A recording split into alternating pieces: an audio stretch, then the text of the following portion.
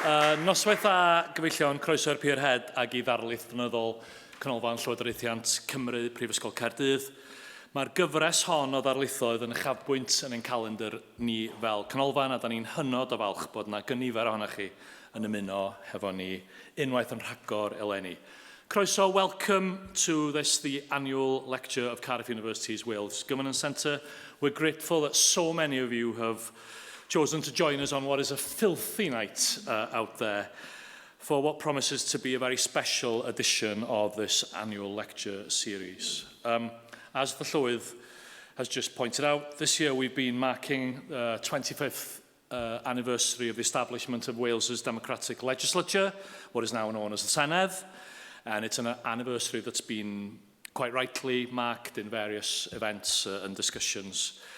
What's perhaps been less often remarked upon is that it's by the same token, this year is also the 25th anniversary of the establishment, sort of Wales, the Welsh Polity's democratically accountable executive body, the body now known as the Welsh Government. It's long been a frustration that what is without doubt the most powerful institution in Wales, it has, relatively speaking, been subject to little scholarly scrutiny. This isn't to say that there isn't some distinguished analysis out there from people like Andrews, Cole, Stafford, and indeed our own Ifan and Poole. But given the importance of the Welsh Government as a key institution in Welsh life and as a key building block in the constitutional structure of the UK as a whole, it's striking the extent to which it remains a black box, not only to academics, but also to wider civil society and the electorate at large.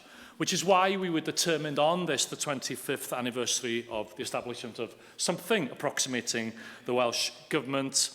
Our annual lecture should focus on the Welsh Government as an institution. And we've been incredibly fortunate in this regard that the person perhaps best placed to cast an eye over the past 25 years was willing eventually to accept our invitation to deliver the lecture.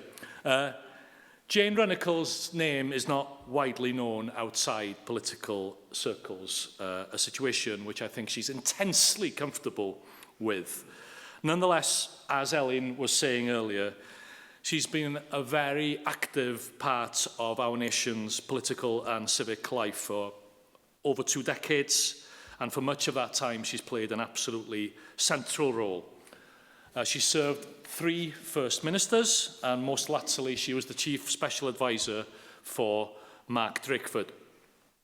It's a much misunderstood role, but when it's done well, and I should stress that I've never heard anyone suggest that Jane was anything other than exceptionally good at her job, the Chief Spad acts as a kind of bridge, as the key bridge between the political and permanent parts of government, facing both ways, as it were, guiding civil servants through the politics and assisting politicians in understanding the civil service. Who better, therefore, to provide an overview of the past quarter of a century of Welsh Government than Jane Runeckles? The plan is that she will speak for about 45 minutes, and then we will open the floor to questions. Friends, please join me in welcoming Jane Runeckles.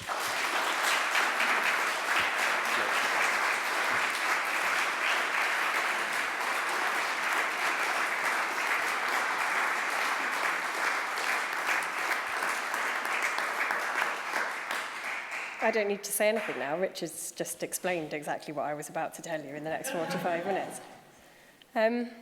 I've spent nearly the whole of the last 25 years doing an absolutely wonderful, privileged and challenging public service job, but I do hope very much that most of you didn't know I existed. I suspect this is just wishful thinking, and I claim no particular virtue in wanting to be invisible.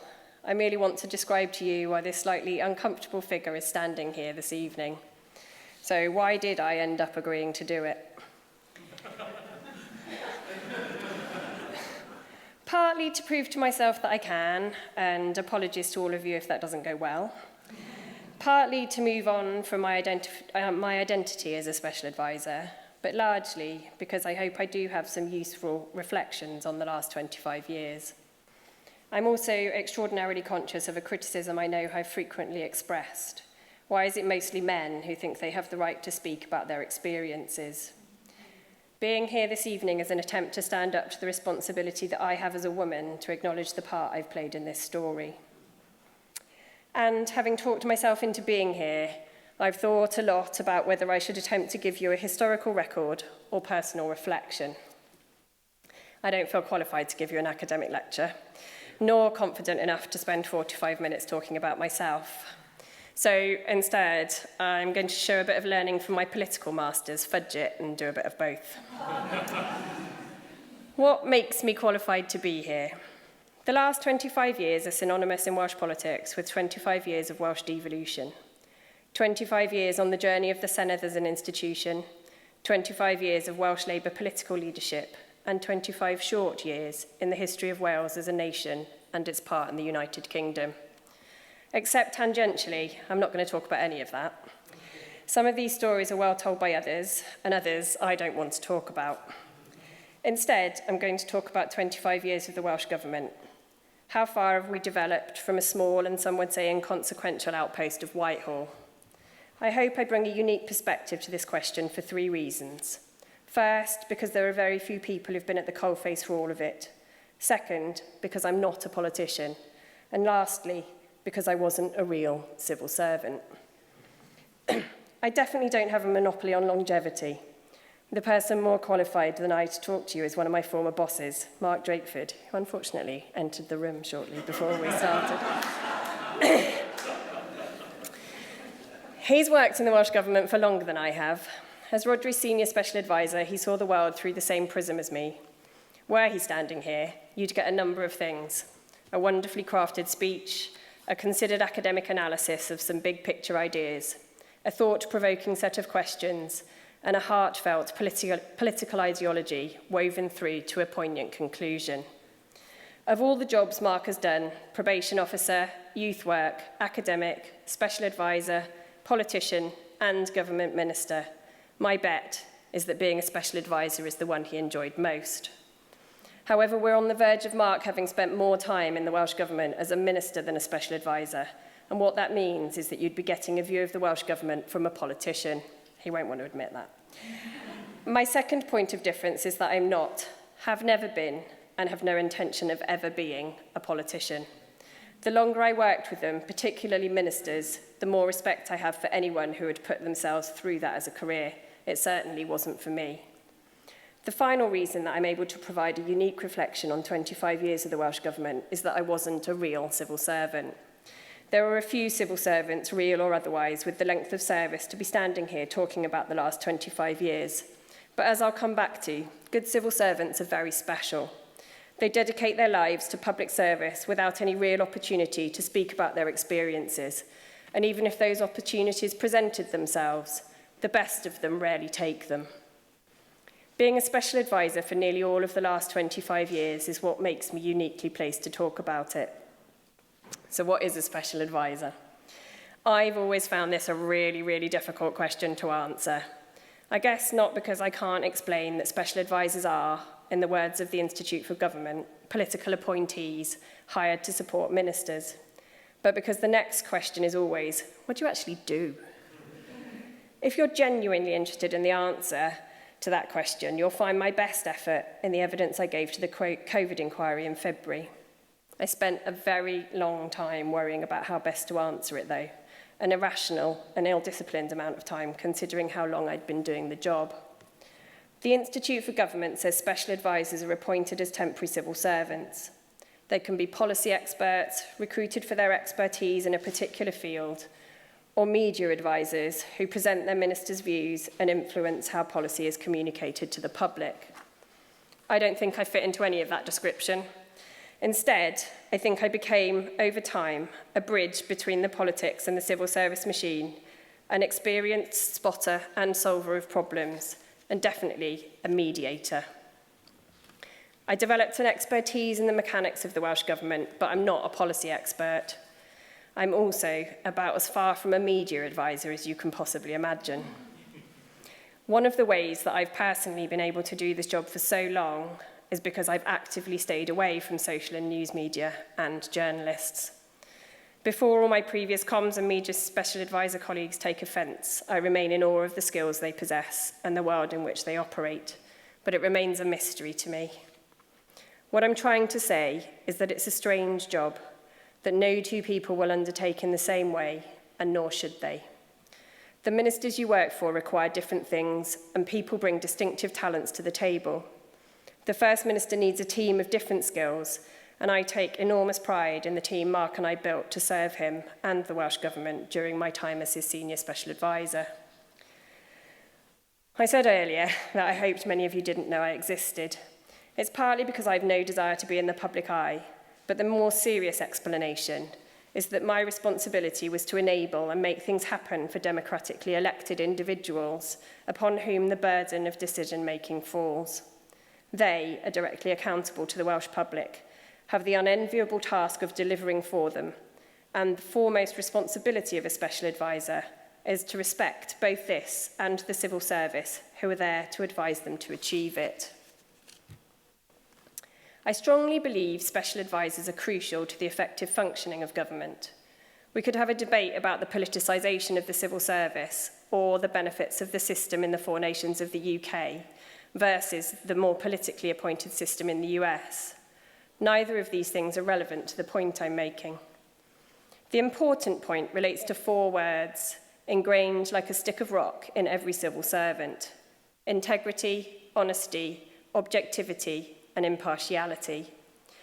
I argue that the first three are as relevant to special advisors as any other employee of the government. Where the difference comes is with the last of those words, impartiality. But without special advisors, the civil service would struggle to remain impartial, and it's for that reason that special advisors are vital to civil servants as much as they are to ministers. Since leaving my role as a special advisor in March of this year, I've started work as a trade union official with FDA. It's one of the recognised civil service trade unions. FDA represents senior managers and professionals across the public service. We defend the integrity, the honesty, objectivity and impartiality of civil servants on a daily basis. It's a shift that I hope removes any doubt from many of my former colleagues that I recognised and respected their roles, and quite often their brilliance. So, what relevance is this to 25 years of the Welsh Government? This lecture is not called Reflections of a Former SPAD. Maybe it should have been, it might have been easier, but I would also have said no. What is relevant is the insight that this role brings in a Welsh context, because the relative political stability of the last 25 years has meant that I was able to do the job for a bloody long time. I could write a whole separate lecture on whether being a special advisor for this long is a good or a bad thing, but the fact remains that I've watched an organisation change. And change it has, not least in size. The Welsh Government now employs something like 5,700 people, compared to just 2,300 at the outset of devolution. It's grown into an organisation capable of supporting a full ministerial team, delivering a budget of about £23 billion and enacting primary legislation. The impact on the experiences of the population in Wales are now uncontested. And I would argue it has both matured and grown in confidence.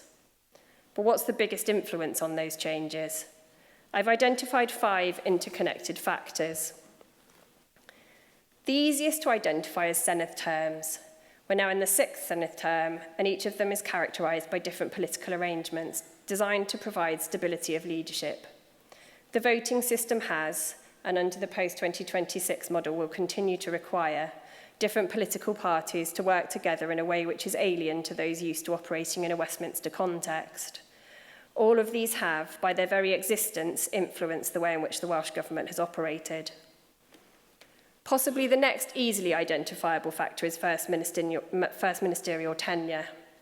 I'm going to stop this commentary in March 2024, the point at which my ability to draw upon reflections from inside government end. So Alan Michael, Rhodri Morgan, Carwyn Jones and Mark Drakeford. Their time in office spans different Senedd terms and each had their own impact on the Welsh Government itself. As connected to politics as the previous two is the impact of UK governments upon the Welsh Government.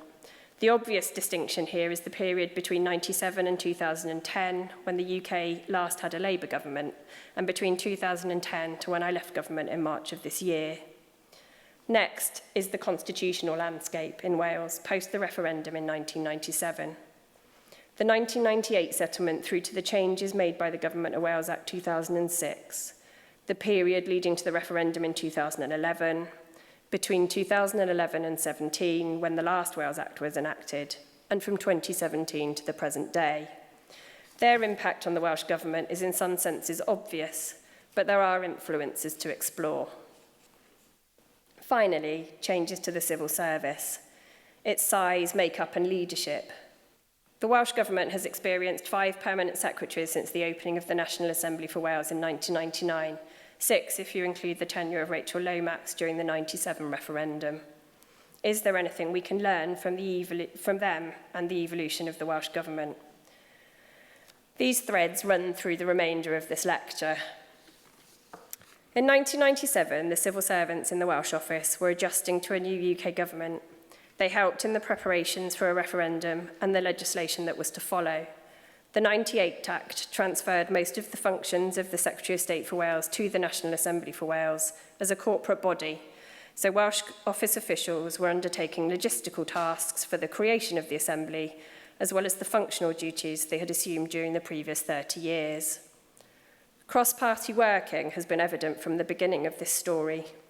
The first full year of devolution saw a coalition deal struck between Labour and the Liberal Democrats, which included a commitment to what became the Richard Commission.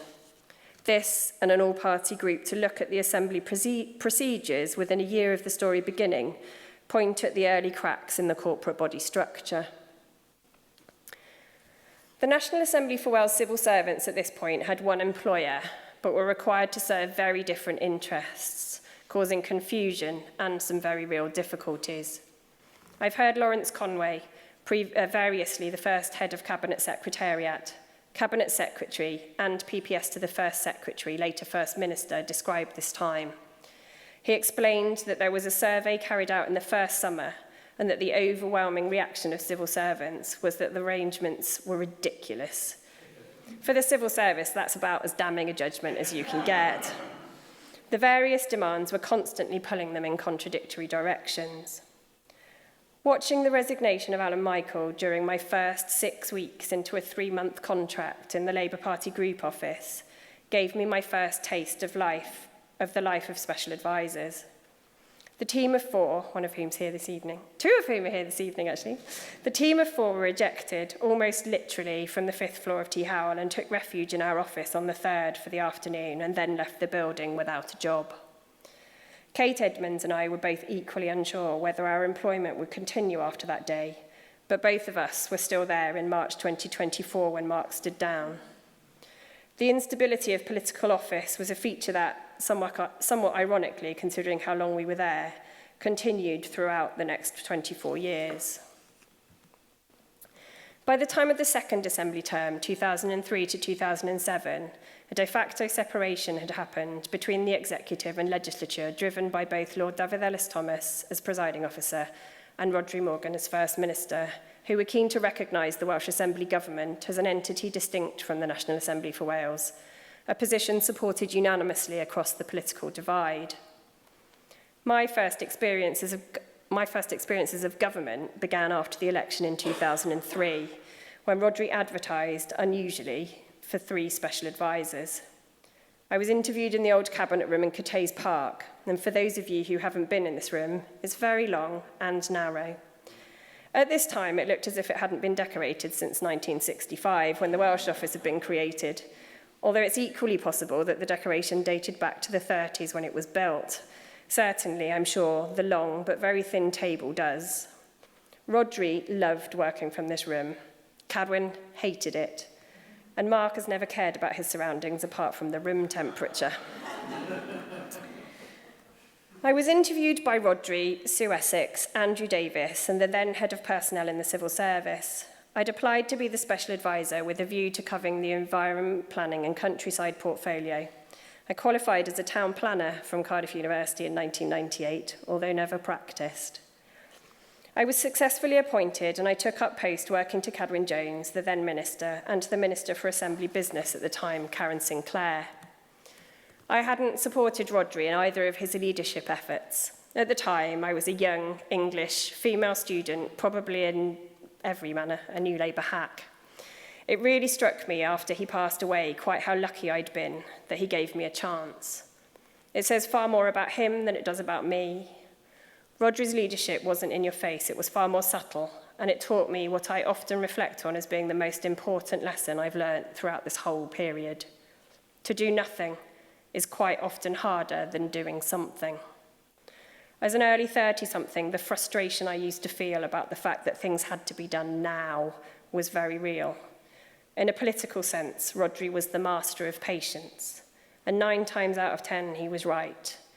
Things usually died down and resolved themselves, although not always.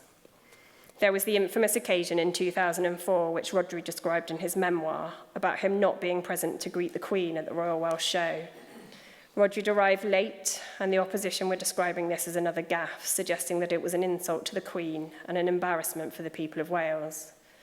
It had come on the back of his decision not to attend the 60th anniversary of D-Day. It was one of those periods in the office when whatever you thought you were doing was usurped by something that began to run out of control. Rhodri was insistent that it would blow over, and it did, but not quickly enough. However, his wisdom had an immeasurable impact on the civil service in Wales and in shaping the Welsh government that we know today. He had experience of working in the Welsh office and a respect for the work of the civil service. He provided political stability at a time when the Assembly was finding its feet, and he had the courage to take a number of steps that led to a properly functioning set of institutions. During this time, which saw a minority government run by Rhodri Morgan, the civil service bedded down into supporting the executive in a much more conventional Westminster system. Policy decisions that have shaped Wales were also taken, such as the banning of smoking in public places, the bonfire of the Quangos, the beginnings of measures to tackle Wales's appalling recycling figures, and one of the things I was most directly involved in, the controversial TAN 8, the planning guidance on renewable energy. Undoubtedly, the biggest increase in Welsh Government employees happened during this time, following the integration of bodies such as the WDA and ELWA into the Welsh Government, and by 2005, there were approximately 5,000 people employed directly to support the work of ministers. I remember the nervousness of the civil service advising Rhodri and the constant difficulties, be they legislative, logistical, or perceived, at reconciling the delivery of this policy objective. But I also remember real anticipation and excitement that devolution was going to mean change. The biggest changes were yet to come, but the genesis of them, the Government of Wales Act 2006, lies in these first 2 terms, something I was fortunate enough to work on firsthand. I didn't start my career as a constitutional anorak, and I'm well versed in colleagues' desire to stop me talking about it.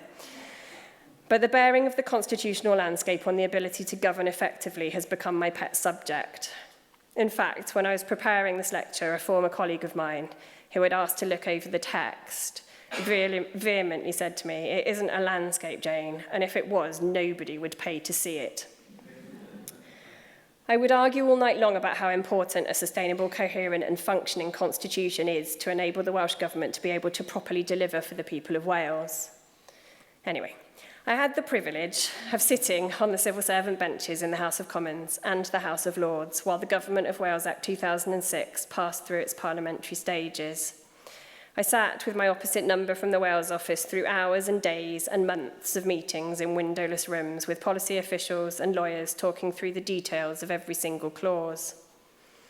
The foundations of the next 10 years are laid in that piece of legislation, from the challenging implementation of legislative competence orders and assembly measures through to the referendum in 2011. I must confess to never believing that I would see that referendum in my time as a special advisor, or possibly in my lifetime full stop.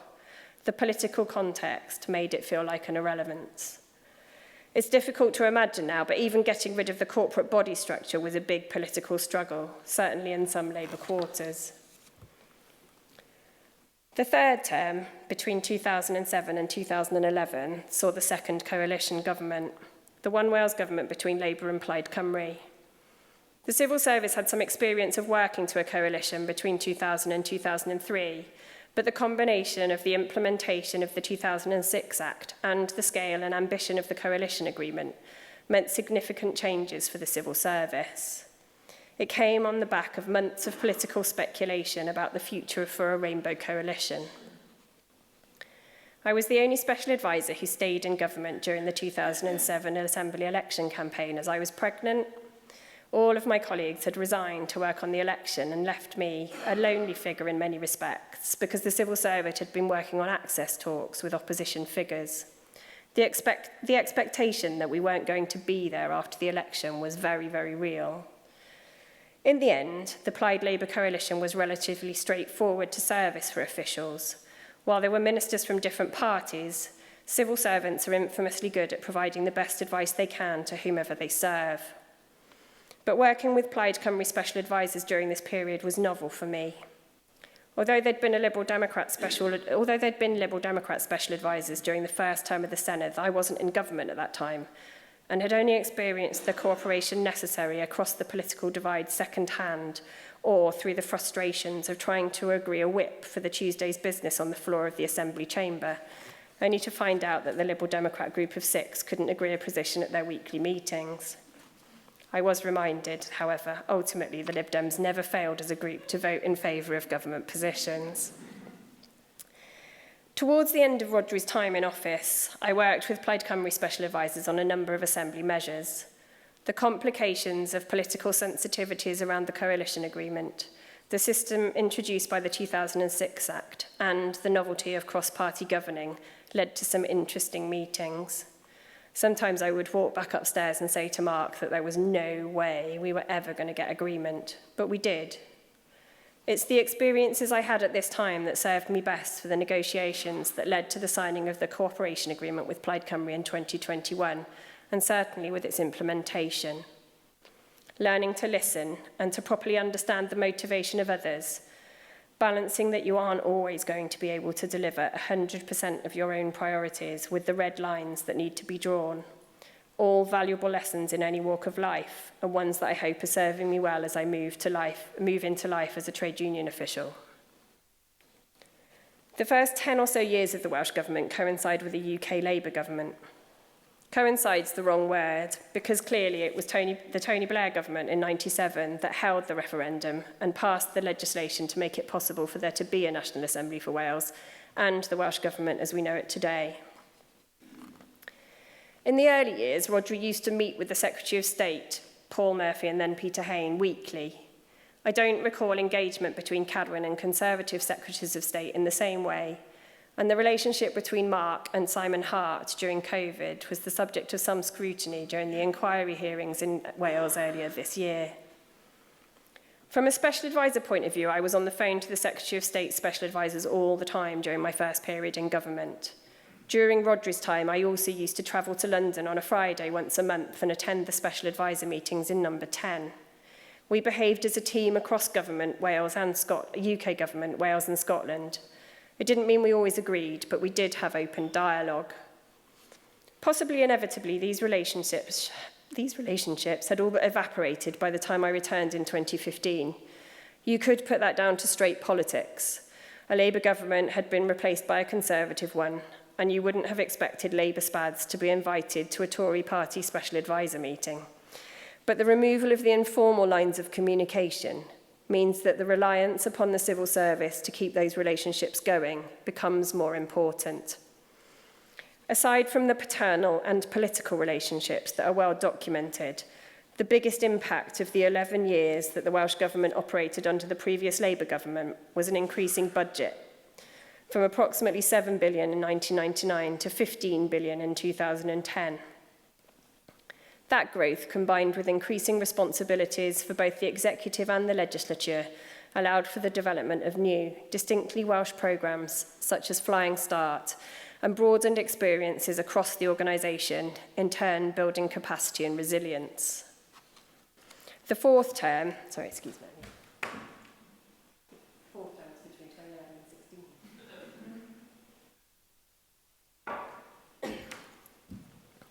The fourth term between 2011 and 2016 followed the election of Carwyn Jones as leader of the Welsh Labour Party and First Minister at the end of 2009.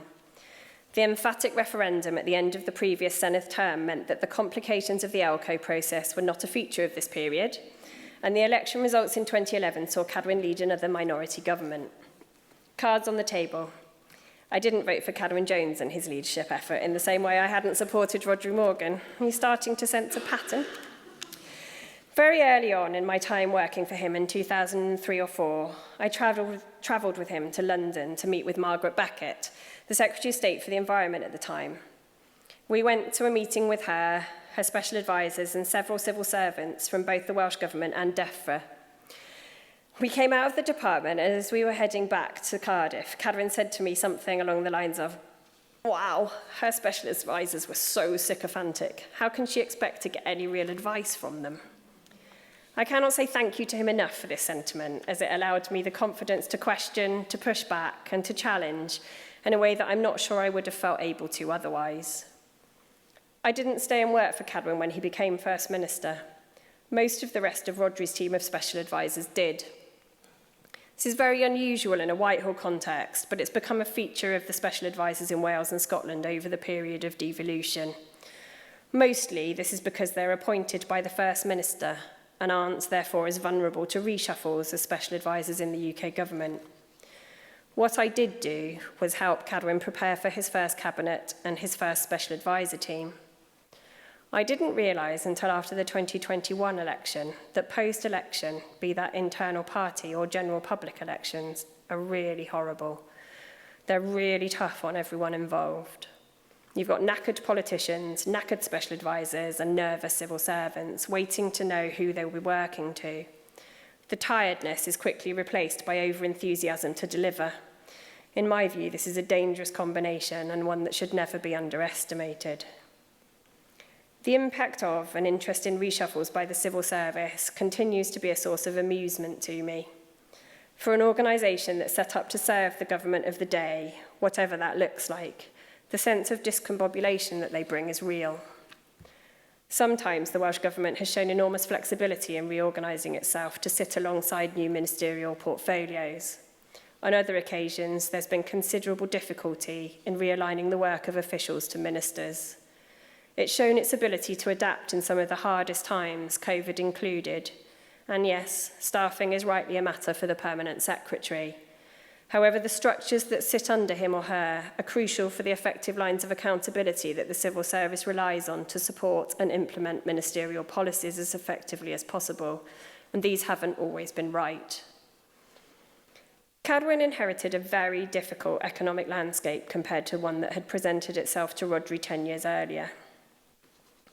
Financial austerity during this period led to substantial cuts in public spending, and the Welsh Government saw a real terms decline in its budget for the first time since devolution. Austerity resulted in severe tests upon Labour politicians who had to watch programmes they'd advocated for unravel, and upon the capacity and resilience of civil servants grappling with providing advice to ministers on ways to keep within budget. One example of this was the decision to cease the Communities First programme. This had been put in place as a project to support deprived communities across Wales, and the decision to phase it out in 2016 was rooted in months and years of work to establish whether it was still as effective as possible. I remember details of very few cabinet meetings. The discussions all blur into one, but I do remember how difficult that one was. One of the unique aspects of the last 25 years has been partnership. While the partnership councils in local government, the third sector and the economy were a key feature of the original devolution settlement, it's the response to the financial crisis that stimulated the debate of the next 15 years around social partnership in Wales. I went to work for the Wales TUC after Rhodri stood down and spent the next 5 or so years working on developing the relationship that the trade union movement had with both the Welsh Government and public and private sector employers. I'm sure frustrations exist on all sides of these partnerships, sometimes over-bureaucratic, sometimes feeling like meetings for meeting's sake. But it's allowed meaningful engagement and mutual understanding across many divides, business and trade unions, religious groups, local government and the voluntary sector, and across health and social care. All of this was sorely tested when the pandemic struck, and on the whole, it served Wales pretty well. Looking back, it's remarkable, but the political atmosphere between the UK and Welsh governments was largely supportive and collaborative during this time of financial austerity, meaning that relationships with the UK government departments were open and constructive. The UK government created the Silk Commission to look at the devolution settlement, and the Wales Act 2014 was the first piece of legislation introduced by the Conservatives, which devolved some tax-raising powers to the National Assembly for Wales. I'm going to gloss over the context of Scottish politics and the 2014 referendum, but their impact should not be underestimated on the next 8 years. I returned to the Welsh Government as a special advisor during 2015, coinciding with the beginning of the official collaborations between Welsh Government civil servants and the Wales Office on what was to become the Wales Act 2017. It felt a bit like I was stepping back in time, and 90% of the officials around the table were those I'd worked with during the 2006 Act. I'm sure this wasn't true, but I definitely did have somebody walk down a corridor towards me and say, "I haven't seen you for a while, how are you?" Well, I knew full well I hadn't stepped foot in the building for nearly 5 years. The enormous benefit to this implied criticism of inertia is institutional memory, something which 10 years later I believe to be immensely important. Politicians provide enough uncertainty. The power of the Welsh Government over this period is that it's enabled good government. It might not always be quick enough. It might not always provide exactly the right advice, but it has grown in stature and maturity in a way I think is not often recognised. While working on the Wales Act 2017, I recall taking the final list of reservations to a hotel restaurant in Swansea to run through with Carwyn, when a quick turnaround meant it was the only time he would get to see it. We sat and discussed the merits of the devolution of ports, why the UK government wanted to keep hold of Milford Haven, the logic of where the responsibility for the national grid should lie, and the constantly vexing issue of water. I later had the privilege of supporting Peter Hain through an amendment in the Lords, lost by 1 vote because it had been pushed to after dinner. You may remember that the Welsh Government published an Alternative Government and Laws in Wales Bill in March 2016. This was a serious attempt to provide a stable long-term solution to how Wales is governed, and one I hope history will judge kindly. This is absolutely a personal view, but I believe a distinct Welsh jurisdiction is inevitable. I still find it astounding that we can be the only legislature in the world without one. It's also incredulous that the Barnett formula, designed for the 1970s constitutional landscape, is still the way in which funds are allocated to the devolved nations. But those arguments are for another time and for other people. The point in relation to the factors that have influenced the Welsh Government over the past 25 years is that as the Constitution has changed, so the Welsh Government has had to change with it. After the 2016 elections, Carwyn Jones entered his second elected term in office. These were followed immediately by the Brexit referendum. The Welsh Government was presented with a different set of leadership challenges, and Kirsty Williams joined the government as a Liberal Democrat minister, with Lord Ellis Thomas leaving Plaid Cymru to support this government and become a deputy minister in 2017. By this time, cross-party working had become the norm in both a political and civil service context. Both Carwyn and Mark have remarked on the close working relationship that Theresa May's government had with the Welsh Government at political and official levels through the early periods of developing answers to how the UK was going to leave the European Union. It wasn't unusual for someone in the private office to say, "Number 10 have just called and the PM wants a conversation." I hope you don't mind, but I'm not going to explore Brexit in any detail. I wasn't the special advisor who focused on it, thankfully. That was left to a colleague of mine, Gareth Williams, who is far better qualified than I will ever be. I will offer one reflection. The Welsh Government had reached numbers of approximately 5,700 by 2015, a figure which is roughly the same today. During this period, the UK government grew by nearly 25%, driven by the need to prepare for Brexit and handle new post-Brexit responsibilities. Whatever the rights or wrongs of this are, I think there is a question here that deserves much more attention than it currently receives. Carwyn's final period in government was marred by external political instability and the devastating time after the reshuffle in November 2017. By the end, he had steered the Welsh Government through the implications of 3 influential referenda, one Welsh, one Scottish, and the other across the whole of the UK, all of which fundamentally changed the political landscape. The Welsh Government that Mark inherited from Carwyn was stable and confident. It might not have got every piece of advice right, and the politicians might not have delivered everything everyone wanted. But by the end of 2018, there was no doubt that the Welsh Government was just about ready for the challenges that were about to arrive. One of the contributing factors to the Welsh Government's increasing maturity is the rise in the number of women in its senior ranks. Statistics show that by 2008, approximately 25% of senior civil service positions in the Welsh Government were held by women, up from a massive whopping 20% at the beginning. And I don't think it's an exaggeration to suggest that those women were mostly hidden from the ministers who set the policy direction in early years. The attitude towards women by many of the men in the senior civil service was exemplified for me by a director, who shall remain nameless, describing me in a meeting with one of my ministers as a feisty filly and genuinely not batting an eyelid. While progress has been made, the Welsh Government has fallen short of its 50% target for female senior civil servants. However, more than half of the Directors General are, and the Welsh Government now has a 60% female workforce. The gender challenge is most evident in departmental divides. It was still not unusual in my last 12 months to turn up at meetings and see a screen full of men.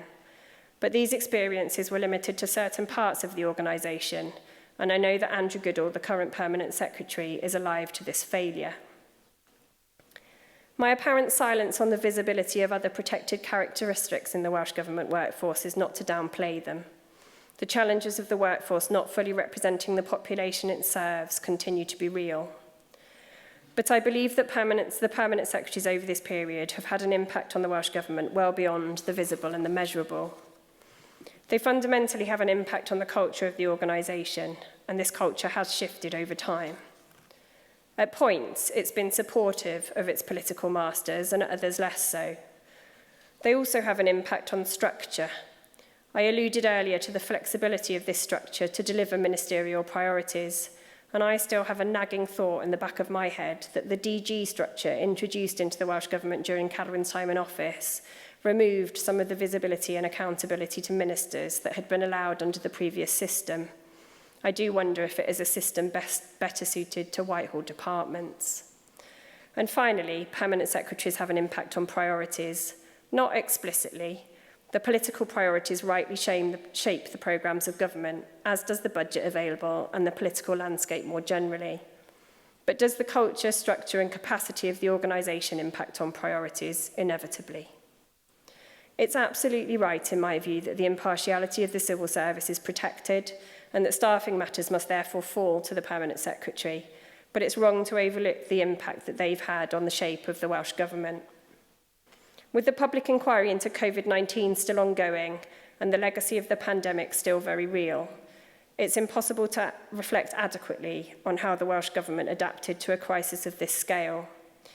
However, I hope it is not insensitive of me to reflect that the Welsh Government of 1999 would have been ill-equipped to show the levels of resilience, creativity and professionalism that it managed between 2020 and 2022. I became Mark's senior special advisor when he became First Minister at the end of 2018. Having admitted earlier that I didn't vote for Rhodri or Carwyn as leaders of the Welsh Labour Party, I can now confess to the triple whammy. I didn't vote for Mark either. I knew that Mark had others in his special advisor team with whom he felt much more politically comfortable. Instead, I offered an understanding of the political, parliamentary and governmental picture and an ability to build the bridges necessary to deliver the government's objectives. And while the pandemic was a unique time in the government of the last 25 years, it's the onslaught on devolution that presented a less tangible threat during this time. I'm reported as reflecting Mark's view that the actions of the UK government during the pandemic amounted to a genuine threat to the future of the United Kingdom. The political relationship between the UK government and the Welsh government during COVID, UKEMA, and the repeated breaking of the Sewell Convention have unquestionably had an impact on the levels of trust between the two sets of officials, and has led to a legacy that I personally hope has been broken by a change of Prime Minister. It was not in the public interest that dysfunction had begun to creep into the structures of government, and it is certainly not useful to the effective functioning of the Welsh Government. I had the somewhat perverse pleasure of listening to Mark giving Boris Johnson examples of muscular unionism turning too often into a form of aggressive unilateralism by the UK government. Don't get me wrong, the civil service was professional enough to continue dialogue, but politics at its worst was having a deeply corrosive effect on the workings of government during my last years in it. The period after the 2021 elections, the sixth and current Senedd term, saw Welsh Labour enter into a cooperation agreement with Plaid Cymru. This was not a full coalition arrangement, and in some ways it presented the biggest challenge to the civil service when compared to any of the previous cross-party arrangements. They had to put in place mechanisms to retain the ability of ministers to take decisions, at the same time as allowing members of a non-governing party to have access to the necessary information to enable the smooth running of the agreement. Some of these arrangements were deeply novel. Some were contested, such as the ability of Plaid Cymru designated members to have access to certain documents and legal advice. It's a testament to the maturity of the systems and the people involved that mostly this arrangement delivered what it set out to. I and others invested an enormous amount of time in the relationships necessary to sustain this agreement. Some days were deeply frustrating. Poor Steffan Bryn, the lead Plaid Cymru special advisor, found himself on the receiving end of a tone of voice I never knew I had, part teacher, part patronising mother. I hope the rest of the team, if any of them are here, think this is a voice developed specifically for this set of unique arrangements and not one I was prone to under normal circumstances. In conclusion, the often cliched description of devolution as a process, not an event, has certainly held true. The structures and powers of the executive have grown and developed, and it's matured in its ability to provide a Welsh response to Welsh problems. Undoubtedly, Labour's repeated electoral success in Wales has influenced how the institutions have developed. But even with this unique success, in devolution terms, Welsh Labour has always had to work with other parties to deliver its programme. This hasn't been easy and has required different arrangements at different times, but the benefit has been a more collegiate type of politics at the national level. And through the development of social partnership, this collaborative approach has become central to how devolved government has worked with its partners over the last 25 years. I would argue these arrangements make for better politics and better government, and were certainly critical to the pandemic response. But for the system to work efficiently, evolve and respond effectively to an ever-changing context, it requires all three parts: the First Minister and their cabinet, the civil service, and special advisors to understand their distinct roles and yet work seamlessly together. First Ministers have been key. Over the past 25 years, with Labour consistently being the largest party, it's been a change of First Minister that has shifted the politics and the focus of government, and each has needed to manage the relationship with different UK governments and different constitutional settlements. Rhodri Morgan brought stability to the fragile new constitutional arrangements after the narrow referendum result in 1998. He found a way to move away from a complex set of arrangements and paved the way for the Senedd we know today. Carwyn Jones steered a steady ship through 9 years of external uncertainties, financial austerity, and a UK government of a different colour for the first time since devolution. And Mark Drakeford, who solidified the existence of Welsh devolution in the minds of the people of Wales with his handling of the once-in-a-generation pandemic, while faced with unprecedented opposition from a hostile UK government. The civil service that has matured and grown in confidence through every step of this story, from being a Welsh office supporting a UK Secretary of State to becoming an organisation that's proved itself capable of supporting a full cabinet. It's easy to forget that over the last 25 years, it has also needed to be agile enough to deliver organisational change, such as the bonfire of the Quangos, a legislature with primary law-making powers, structures that underpin uniquely Welsh external partnerships and mechanisms to facilitate cross-party working, all of this within a changing financial environment that's seen some tax-raising powers devolved and a long period of austerity. Special advisors, that to the outside world appear as those shadowy figures who are repeatedly seen lurking in the background, but who in reality oil the wheels between the political players and an impartial civil service. The reason the civil service has stood the test of time is because fundamentally a professional and merit-based organisation to support the government of the day is a good idea. But to do that, civil servants need to understand the political context and the nuances of individual ministers, their strengths and weaknesses. Special advisors are uniquely placed to act as this bridge and keep the machinery of government running smoothly. A good special advisor is worth their weight in gold to the civil service. I would say that, wouldn't I? My reflection of the role over the past 25 years is that being an effective special advisor is all about trust. The trust of your minister or ministers. You need to be able to confidently advise them and to represent their views to others, to their ministerial colleagues, other parties, and with their counterparts in the UK and other devolved nations. The special advisor has proved to be an important conduit in these relationships, whether they're cordial or otherwise. The trust of the civil service. Without them, you can deliver nothing. Understanding their role and the part you, as a special advisor, play in assisting them to provide the best advice is vital. As the politics have changed, it's the special advisors that have translated that into the civil service. And the trust of other special advisors, be those from your own party or from other parties. Special advisors, all directly accountable to the First Minister of the day, certainly enabled us to support Cabinet as a team, as well as individual ministers.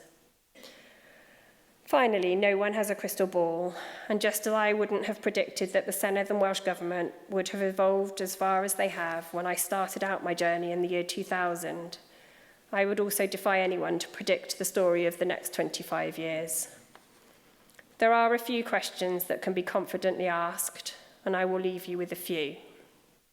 What will an expanded Senedd post-2026 mean for the Welsh Government? This will require changes to the current ways of operating, but how can it also ensure the stature and the maturity of government in Wales grows? What influence will wider geopolitics have on our institutions and the ever-changing debate on what powers should or shouldn't be devolved? How will the relationship between the UK and Welsh Government develop in this and subsequent terms? And is the impact of Scottish and Northern Irish politics as relevant in the next 5 to 10 years as it has been in the last? Thankfully, these questions will be for others to answer and speculate about. I'll instead watch from afar as the next chapter of the journey unfolds. Thank you very much.